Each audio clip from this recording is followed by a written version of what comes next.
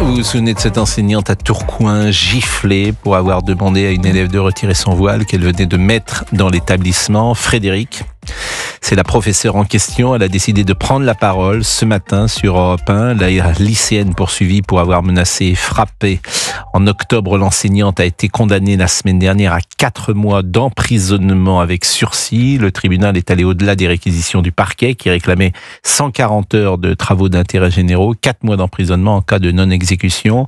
L'adolescent a reconnu avoir porté des coups, mais pas une gifle. L'enseignante est avec nous et je la salue et je la remercie. Bonjour Frédéric. Bonjour Pascal. Et merci parce que vous avez très peu pris la parole, pour ne pas dire pas pris la parole. J'ai entendu votre avocat. Vous avez repris le travail le 8 novembre, vous avez reçu des menaces de mort, votre famille a été menacée. Je voulais savoir comment vous alliez. Eh bien, on se reconstruit. Ça va quand même mieux qu'il y a un mois et encore mieux qu'il y a 2 mois. Cependant, ça va être un long chemin. Faut que je réapprenne à plus avoir peur. Faut que je réapprenne à aimer mon métier. Faut que je réapprenne à avoir confiance en mes élèves et ça va prendre du temps. Alors vous êtes dans un lycée, vous êtes prof dans quelle discipline ? Moi, je suis prof en lycée professionnel en sciences et techniques médico-sociales. Donc, j'ai des futurs soignants ou travailleurs sociaux. Et donc, cette élève avait quel âge ? Cette élève était majeure. Elle avait 18 ans. Alors, moi, je l'ignorais au moment des faits parce que nous avons 1300 élèves. Nous avons également un lycée général dans les mêmes locaux. Donc, forcément, 1300 élèves, je ne peux pas connaître tout le monde. Elle est en métier de l'accueil. Donc son travail consiste à être au standard, à l'accueil de divers bâtiments publics ou privés. Et donc elle avait 18 ans et quelques jours quand elle a commis l'agression. Vous la connaissiez, cette élève ? Pas du tout. C'est la première fois qu'elle venait dans votre cours ? Ah, mais elle n'était pas dans mon cours. Elle était à la sortie, bien sûr. Elle était dans un bâtiment. J'ai beaucoup lu qu'elle était à la sortie à 1 mètre de la grille. Non, c'est pas non, elle était dans le bâtiment. Dans un bâtiment. Vous ne la connaissiez pas ? Pas du tout. Moi, j'ai fait comme je fais avec tous les élèves que je croise et qui font une entorse au règlement. Je m'arrête, je leur rappelle le règlement et je leur demande de se remettre en conformité, que ça soit pour le voile ou autre chose. 1300 élèves, est-ce que vous étiez déjà intervenu dans cet établissement pour demander à une élève de retirer son voile ? Des centaines de fois. Des centaines de fois ? Bien sûr. Dans votre établissement, il y a des centaines de jeunes filles, sur 1300. Alors sur 1300 personnes, il y a combien de jeunes femmes ? On a une bonne moitié. 600. Et alors évidemment, vous ne tenez pas un carnet de bord, mais sur ces 600 jeunes femmes, vous diriez qu'il y a une proportion importante de jeunes femmes qui portent le voile ? Oui, on a une grande communauté musulmane, oui. Mais il y avait des communautés musulmanes qui existaient il y a 40 ans et elles ne portaient pas le voile. Donc sur ces 600 jeunes femmes, je ne sais pas combien d'ailleurs appartiennent à la communauté musulmane, mais alors je vais poser la question différemment. Est-ce qu'il y a des jeunes femmes musulmanes qui ne portent pas le voile ? Sûrement. Alors en fait, tout le principe de la laïcité, c'est de pas le savoir. Non, mais est-ce que vous le voyez ? Est-ce que vous voyez dans l'établissement des jeunes femmes qui sont musulmanes et qui ne portent pas le voile ? Si elles respectent bien la laïcité, je ne sais pas si elles sont musulmanes ou pas. J'ai des jeunes filles maghrébines qui ne sont pas musulmanes pour autant, et j'ai des jeunes filles qui ne semblent pas avoir des origines qui prêteraient à être musulmans, et ils le sont. C'est une communauté ouverte, et c'est très bien d'ailleurs. Mais le propre de la laïcité, c'est de pas le savoir. Oui, j'ai plein de jeunes filles pour lesquelles je n'ai aucune idée de leur religion, et c'est top. Normalement, ça devrait être ça. Devrait être ça tout le temps. Et quand vous dites vous êtes intervenu des centaines de fois, il n'y a jamais eu un souci à chaque fois, la jeune femme a retiré son voile ? Jamais. Mais juste avant de me faire agresser par cette jeune fille, j'étais intervenue 3 fois. En l'espace de 10 minutes, j'interviens 3 fois. Elle, c'était la 4e jeune fille que j'interpellais cet après-midi-là. Et les 3 autres, il n'y a pas eu de souci. Mais on peut imaginer qu'elles enlèvent le voile et puis une fois que vous êtes passé, elles le remettent. Alors, alors, pour le coup, j'ai une petite anecdote. Il y a une jeune fille comme ça qui, il y a 3 ans, m'avait fait ça. Déjà, elle tardait. Elle, pour le coup, on était en plein milieu du bâtiment, premier étage, devant la salle des profs. Et j'ai senti qu'elle allait le remettre parce qu'elle a déjà eu beaucoup de mal à le retirer. Et donc, je lui ai dit, vous sortez, mademoiselle? Elle m'a dit, oui, là, je rentre chez moi. Je dis, c'est bien, je vais vous accompagner. Parce que comme ça, on va faire un bout de chemin ensemble. Et ça l'a fait sourire. Et cette jeune fille, sur les 3 années, d'ailleurs, c'était une jeune fille de la même filière que celle qui m'a agressée. Après, elle venait systématiquement me dire bonjour. Le jour de ses résultats de bac, elle est venue et elle m'a fait un gros câlin. Et normalement, ça se passe comme ça. Vous voyez, on en fait une affaire de laïcité. Bien sûr, on a un problème avec la laïcité, mais on a surtout un gros problème avec le respect du règlement. Il est là le souci. Moi, je vois plus ça comme c'est un outil pour pas respecter le règlement. C'est pas la religion en soi qui est problématique. C'est juste que aujourd'hui, dès l'instant où on frustre un petit peu ces jeunes élèves, on se prend des gifles, on se prend des chaises. Oui, alors il y a un signal aussi qui est envoyé forcément, et le voile est un signal qui est envoyé et qui est vécu comme un asservissement pour beaucoup, en tout cas beaucoup le prennent comme cela. C'est pas neutre le voile. Alors moi, je voudrais que vous m'expliquiez précisément comment ça se passe lorsqu'il y a l'agression. Vous allez vers cette jeune femme que vous ne connaissez pas, vous lui dites est-ce que vous pouvez, je ne sais pas si vous la tutoyez ou vous la voyez. Alors pour le coup, je tutoie mes élèves, mais quand je ne les connais pas, je les vous vois. Bon, est-ce que vous pouvez enlever votre voile? C'est ça que vous lui dites? Exactement. Et qu'est-ce qui se passe à ce moment-là? Elle s'exécute dans la seconde. Elle avait un voile qui était juste noué, donc elle le fait glisser sur l'arrière de ses cheveux. Dans la seconde, il n'y a plus de voile. Moi, je vous dis, en fait, on en a tellement.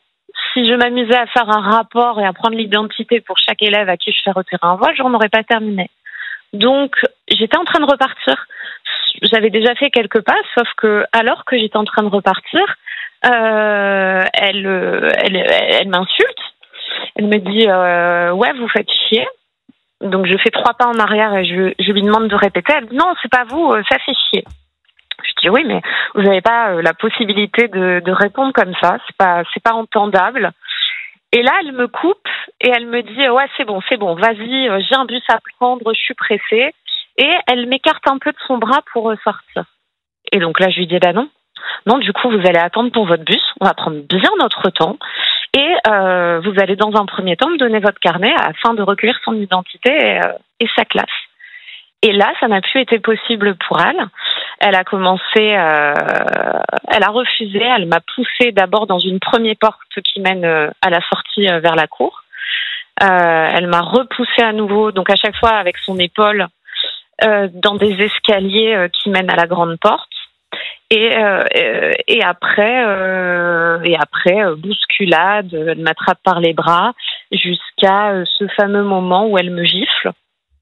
Je lui rends la gifle instantanément. C'est sur la vidéo, vous voyez que c'est en une fraction de seconde. Et de là, elle devient dingue. Elle donne son téléphone parce qu'il fallait surtout protéger ce précieux téléphone à sa camarade qui était avec nous depuis le début. Elle lui dit de tenir le téléphone pour mieux pouvoir me frapper. Et donc là, je serre les poings, je me protège comme je peux et je la laisse me frapper jusqu'à ce qu'elle se calme. Alors tout ça en proférant des insultes. Et quand après, je saisis mon téléphone qui était dans ma poche intérieure de veste pour appeler la police, dans l'émotion, je déclenche une capture d'écran. Donc vous voyez le son que peut faire une capture d'écran. J'imagine qu'elle pense que je la prends en photo à ce moment-là. Et donc, elle se retourne, elle me pointe du doigt et elle me dit « Je te préviens, si j'apprends que tu as une photo de moi, je te crame ». Bon, il y avait que dit la personne qui est témoin de cela, qui est son amie manifestement. Est-ce qu'elle intervient? Son amie, j'ai également déposé plainte avec Maître Catelin, puisqu'elle n'intervient pas du tout pendant toute cette histoire, ne fait rien. Cependant, elle ira au commissariat, elle, pour le coup, vraiment modifier les faits, puisqu'elle dit que j'ai arraché le voile, que j'ai tiré les cheveux de sa camarade. Voilà. Donc, j'ai également fait un dépôt de plainte contre cette demoiselle. Ces deux élèves ont été exclus, j'imagine, de l'établissement ? Pas du tout. Pas du tout. C'est-à-dire que ces deux élèves sont toujours dans l'établissement aujourd'hui ? Alors, celle qui m'a agressée, elle a été exclue. Elle a bien eu une exclusion définitive. Elle est mise dans un autre établissement. Mais elle est dans un autre établissement aujourd'hui ? Bien sûr, bien sûr. Et par contre, celle qui a fait un faux témoignage, elle, là, moi, je n'ai pas eu l'opportunité de la voir, et tant mieux. Parce qu'elle est en stage. Cependant, à la rentrée de janvier, elle sera à nouveau dans sa classe dans l'établissement.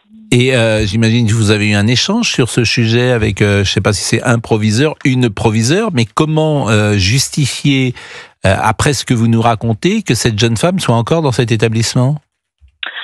Vous savez, quand vous voyez qu'une de mes collègues a reçu des menaces de mort en plein cours devant moult témoins, par une élève qui a juste eu une exclusion avec sursis.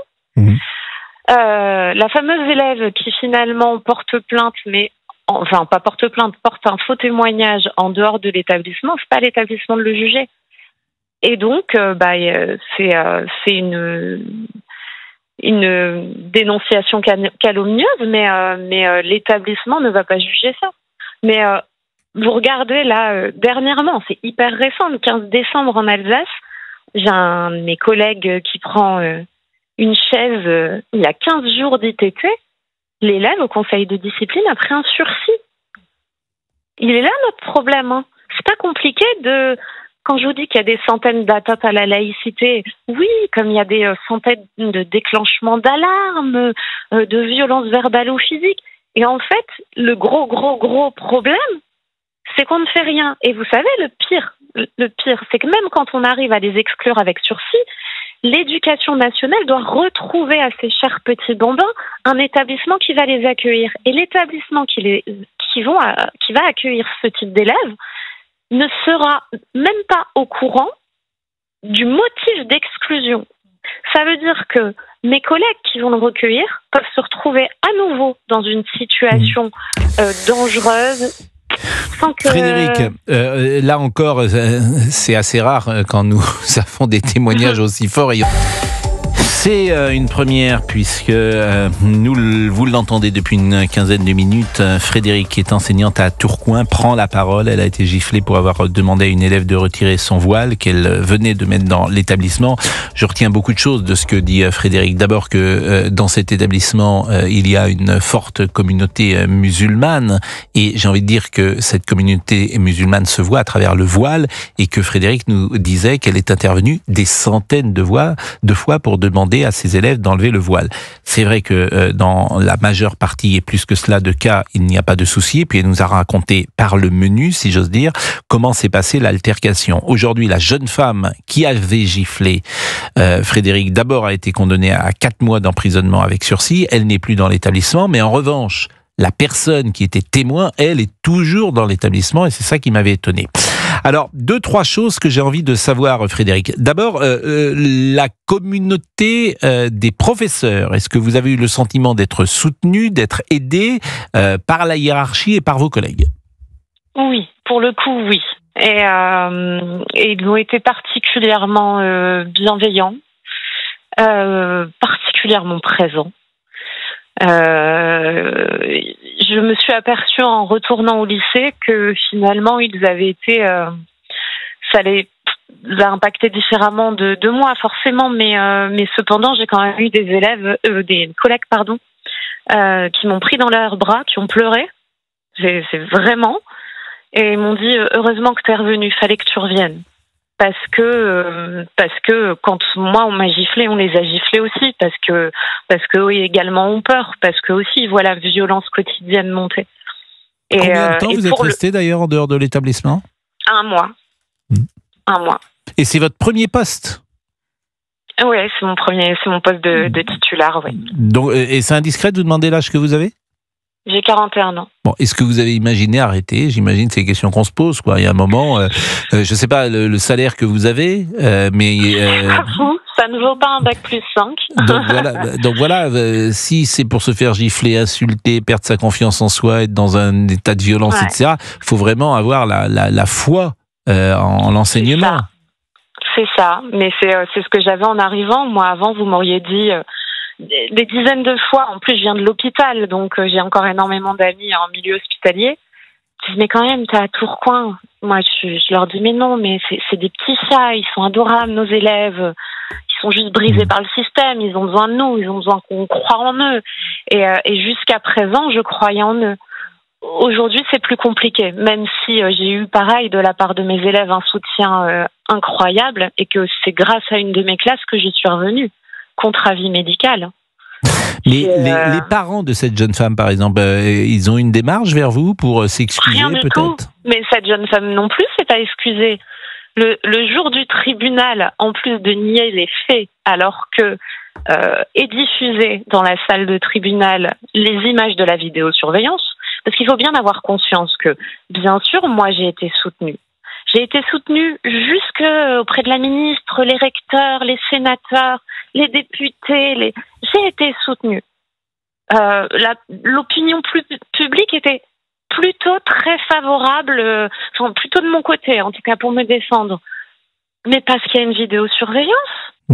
Sinon, j'aurais été molestée. Sinon, c'était moi sur le banc des accusés. Sinon, c'est moi qui aurais pris, et à mon avis, pas du sursis. Non, mais j'ai juste eu de la chance qu'il y avait cette vidéosurveillance. Ce que vous dites est absolument terrible. Mais la famille, cette jeune femme, personne n'a fait une démarche. La seule démarche qui a été faite par sa famille, alors c'était très tôt par rapport aux faits, c'est sa sœur qui avait organisé une sorte de manifestation devant mon établissement pour dénoncer la violence que j'aurais eue à l'encontre de sa sœur et le fait qu'elle était à ce moment-là encore en garde à vue, ce genre de choses. Très peu de monde se sont mobilisés. La police était là pour s'assurer qu'il n'y ait pas de débordement. Ce jour-là, il y avait à nouveau pas cours, mais l'ensemble de mes collègues étaient réunis pour parler des faits, pour parler de la stratégie à adopter, tout ça, en présence de personnes du rectorat et de ma direction. Et en parallèle, certains de mes collègues étaient accusés d'avoir soutenu l'élève dans la presse. Et ça a été une grande violence pour eux également. Bon, on va terminer avec la peine qui a été prononcée, 4 mois d'emprisonnement avec sursis. On peut trouver évidemment que c'est assez léger, mais surtout le tribunal était au départ, les réquisitions, c'était 140 heures de travaux. C'est sidérant. Je peux pas vous dire autre chose. Je trouve ça sidérant. Sidérant. C'est-à-dire qu'aujourd'hui, on n'a pas compris que la bienveillance, ça pouvait être mettre un cadre ferme. On confond tout. Donc, ce jour-là, son avocat réclame une peine pédagogique. Mais la pédagogie, on en fait depuis des années avec cette jeune fille. Ça fait minimum 12 ans qu'elle est dans le circuit scolaire. 15 si elle avait déjà des antécédents ou judiciaires ou, j'ai envie de dire, disciplinaires? Non, disciplinaire pas directement. Elle avait eu un rappel à la laïcité quand même le 4 septembre, où elle a été reçue avec son papa dans le bureau de la direction, puisqu'elle n'avait pas une tenue républicaine et donc elle avait été amenée à rentrer chez elle et à adopter une tenue correcte. Et par contre, voilà, on sait qu'il y a quelques stages qui se sont mal passés, dont un dans mon établissement. Enfin, un seul d'ailleurs, pas d'autres. Et avant, elle était côté lycée général où mes collègues m'ont expliqué que ça n'avait pas toujours été facile. Mais c'était plus une élève qui était dans un peu la réponse à tout, mais comme elle s'est montrée au tribunal, où elle a une certaine fierté, et donc dès l'instant où c'est une bonne élève, sinon d'un point de vue scolaire, et donc dès l'instant où ses compétences peuvent être remises en cause, ou son avis peut être mis en cause, là, elle devenait plus pénible. Après, on est en lycée pro, nous, donc c'est un peu notre quotidien, ça. Bah écoutez, je vais vous remercier. Je vais vous remercier parce que c'est vraiment un témoignage passionnant, là encore, et instructif. Et puis la manière dont vous en parlez est très forte. Il y a à la fois de l'engagement chez vous, il y a évidemment de l'émotion, il y a peut-être de la tristesse, il y a des interrogations, il y a une foi aussi, une énergie dans ce que vous dites, de remonter sur le cheval. Hein. Quand on tombe de cheval, on remonte sur le cheval. C'est vrai que c'est un cas isolé. Hein. Ce que je retiens aussi, c'est combien vos élèves vous ont aidé. C'est peut-être le plus important, ça, plus encore que la hiérarchie et vos collègues. C'est peut-être ce qui vous a le plus touché, que les élèves vous disent on est avec vous, parce que le cœur de votre engagement, il est avec les élèves. Donc j'imagine que ça vous a touché fortement. Ça m'a beaucoup fait pleurer, oui. Oui, j'imagine. Bah, vous voyez, même moi, en parlant, je veux pas dire que j'ai les larmes aux yeux, mais je vois que c'est important que les élèves vous aient dit oui, madame, on est avec vous, on vous comprend, etc. Qu'ils comprennent. À mon retour, ils se sont tous levés, j'ai fondu en larmes. Et ils se sont tous levés pour venir autour de moi et faire un énorme câlin collectif. Bah écoutez, ça, normalement, c'est nos élèves. Bah non, mais ça, ce que vous nous dites me touche en tout cas, et doivent toucher, j'imagine, également les auditeurs. Géraldine, vous savez, qui est à côté de nous tous les jours, à côté de moi, tous les jours, qui est prof. Oui, j'ai enseigné pendant 3 ans, et ce que vous dites, Frédéric, la foi que vous avez d'être venu aussi pour vos élèves, je comprends tout à fait votre état d'esprit et votre ressenti. Vous êtes de quelle région de France au départ, si j'ose dire, avant d'aller à Tourcoing? J'ai toujours été lilloise. Je suis roubaisienne de naissance, mais j'ai toujours habité en métropole lilloise. Bon, je vais remercier Lionel Gougelot, puisque c'est Lionel qui est notre correspondant d'Europe 1 dans la région, qui a mis Laurent Tessier en relation avec l'avocat de Frédéric. Je ne sais pas ce que vous avez prévu de faire à Noël, Frédéric, si vous allez prendre quelques jours. Ouais, je vais profiter de mes proches, parce que là, tout a été en pause. J'ai pas fait l'anniversaire de mon mari, celui de mon fils. On n'est pas parti en vacances, donc là, on va essayer de se retrouver. Bon, votre fils, il a quel âge? 10 ans. 10 ans. Et vous avez qu'un garçon? Non, j'ai une fille de 14 ans également. Bon, alors là, on est en plein cadeau de Noël. En pleine préparation. Donc, on a du travail encore. Ils ont dû être ébranlés de voir leur maman en difficulté, forcément. Et puis votre mari vous a aidé, j'imagine. Les premiers mots de mon fils après l'agression, c'est je veux pas que tu retournes au lycée, je veux pas que tu te prennes des coups de couteau. Ouais. Bah oui, évidemment, il a raison. Alors le Père Noël, parce qu'il y a des jeunes gens qui nous écoutent, c'est le Père Noël, bien sûr, qui donne les cadeaux. Et c'est pas autre chose. N'imaginez même pas autre chose. Bon, bah écoutez, ça nous fait plaisir.